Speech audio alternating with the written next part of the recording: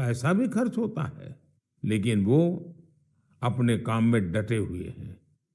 साथियों, लोगों को नेक नियत से ऐसा काम करते देखकर वाकई बहुत सुकून मिलता है, काफी खुशी होती है।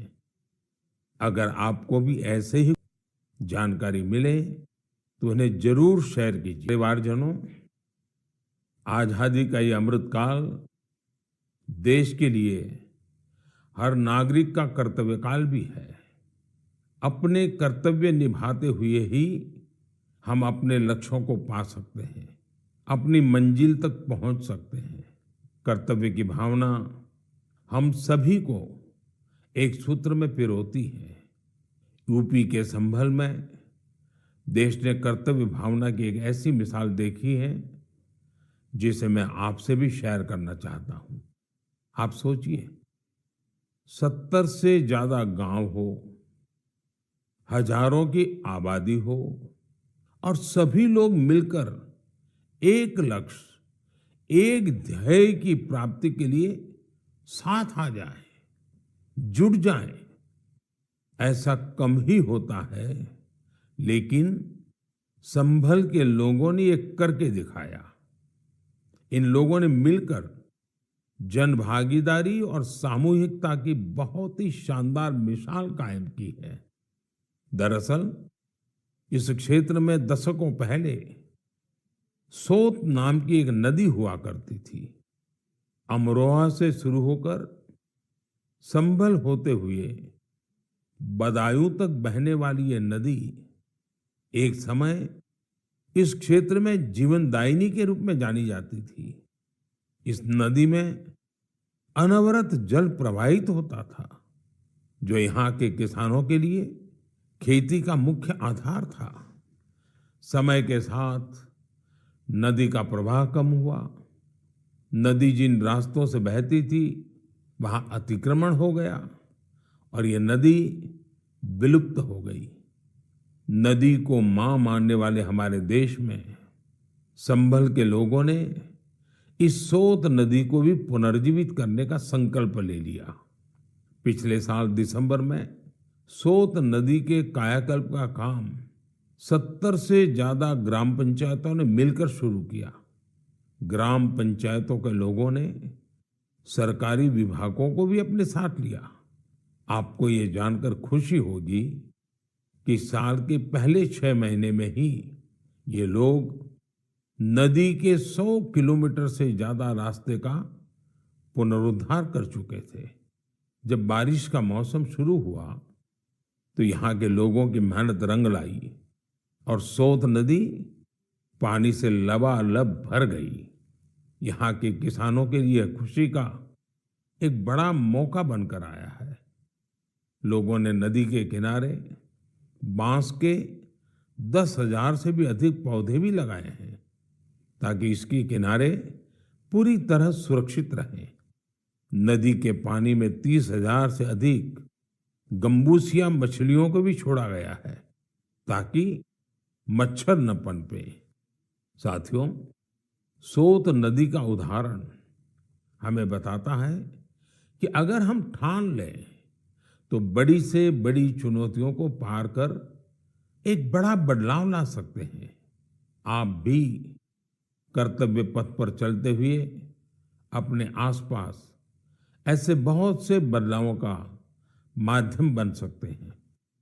मेरे परिवारजनों, जब इरादे अटल हों और कुछ सीखने की लगन हो तो कोई काम मुश्किल नहीं रह जाता है। पश्चिम बंगाल की श्रीमती शकुंतला सरदार ने इस बात को बिल्कुल सही साबित करके दिखाया है। आज वो कई दूसरी महिलाओं के लिए प्रेरणा बन गई है। शकुंतला जी जंगल महल के शातनाला गांव की रहने वाली हैं। लंबे समय तक उनका परिवार हर रोज मजदूरी करके अपना पेट पालता था। उनके परिवार के लिए गुजर बसर भी मुश्किल थी।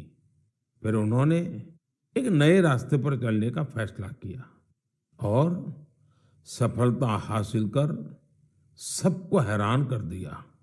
आप ये जरूर जानना चाहेंगे कि उन्होंने ये कमाल कैसे किया। इसका जवाब है एक सिलाई मशीन।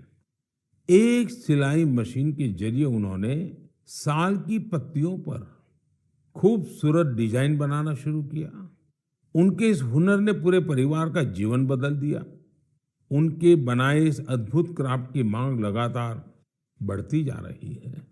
शकुंतला जी के इस हुनर ने न सिर्फ उनका बल्कि साल की पत्तियों को जमा करने वाले कई लोगों का जीवन भी बदल दिया है। अब वो कई महिलाओं को ट्रेनिंग देने का भी काम कर रही है। आप कल्पना कर सकते हैं, एक परिवार जो कभी मजदूरी पर निर्भर था, अब खुद दूसरों को रोजगार के लिए प्रेरित कर रहा है। उन्होंने रोज की मजदूरी पर निर्भर रहने वाले अपने परिवार को अपने पैरों पर खड़ा कर दिया है। इससे उनके परिवार को अन्य चीजों पर भी फोकस करने का अवसर मिला है। एक बात और हुई है, जैसे ही शकुंतला जी की स्थिति कुछ ठीक हुई, उन्होंने बचत करना भी शुरू कर दिया है।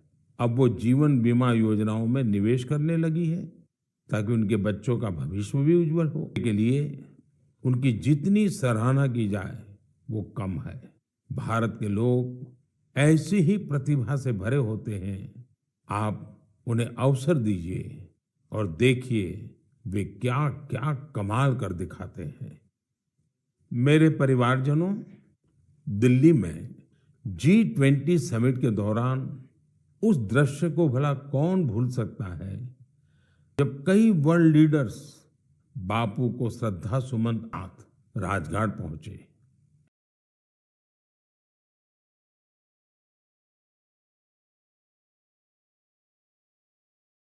Officers, retired, found an anomaly that had come up and a society was made.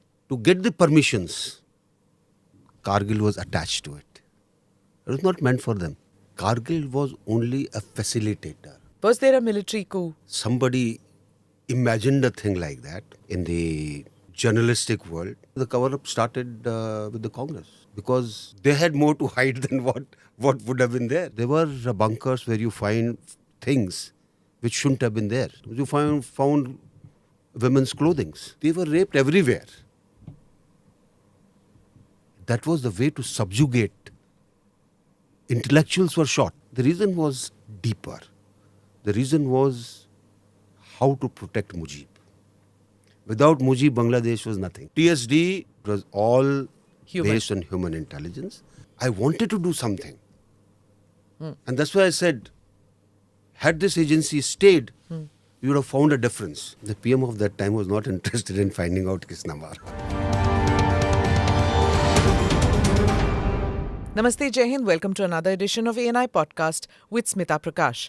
Today, my guest is former Chief of Army Staff, General V.K. Singh, who's also the recipient of the Param Vishisht Seva Medal, Ati Vishisht Seva Medal, Yuddh Seva Medal. He comes from a family of soldiers and has seen action in the 1971 war and was witness to genocide by the Pakistan Army on East Pakistan.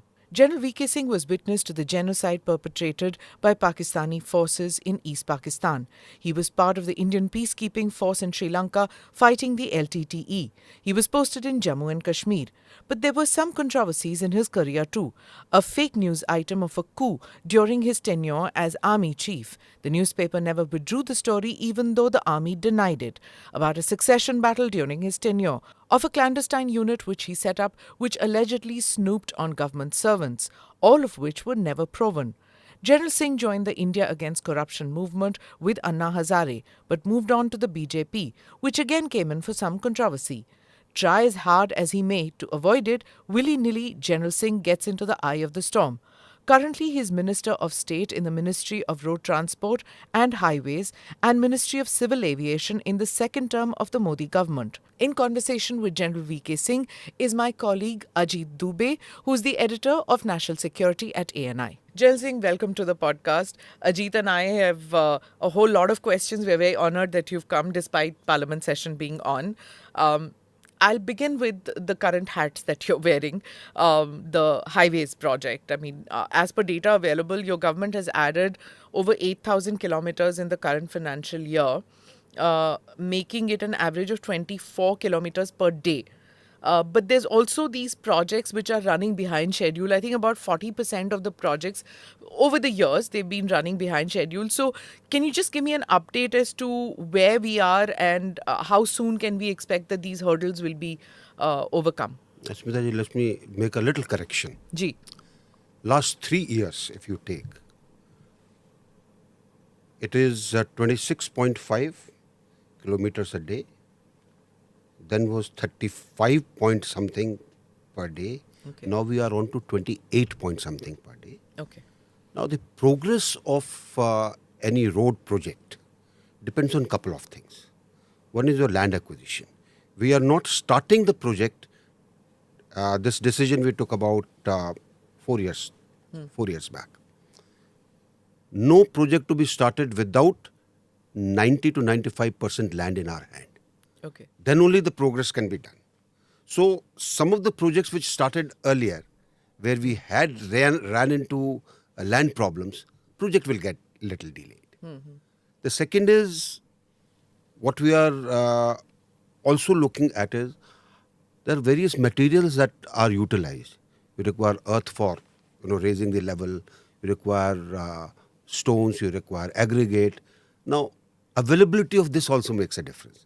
For example, if you had a project in Assam and further northeast, aggregate is not available. If you have a project in Andamans, aggregate is not available. What do? Do you go 200 kilometers to get aggregate? It's too costly. So you have to find other methodologies, which we are doing now. We are doing soil stabilization. There are a lot of players who have come into the market for soil stabilization, and after that you can do the needful. When you make roads which are concrete, or as we call them rigid surface, so their availability of cement creates a problem. Unfortunately, and this is what I think Nitin Gadkari has said time and again, two industries which do not cooperate, one is steel and other is cement. They formed cartel. Now, as a common person, I would feel if there are cement industry, you are, let's say, producing, your production cost for cement is, let's say, X. You take 10% over it. You take 12% over it. But you've got a fixed customer in the national highway. Give it to them. That doesn't happen. We get it at the same market price. The cost goes up. Okay. So, And import is not an option. import will also be costly. How will import be cheaper? I mean, how can you, when you're manufacturing cement here, how do you start importing cement? So today, to get these projects, which slight delays are there, you're sorting out land problems. There are certain places where the environmental issues come in.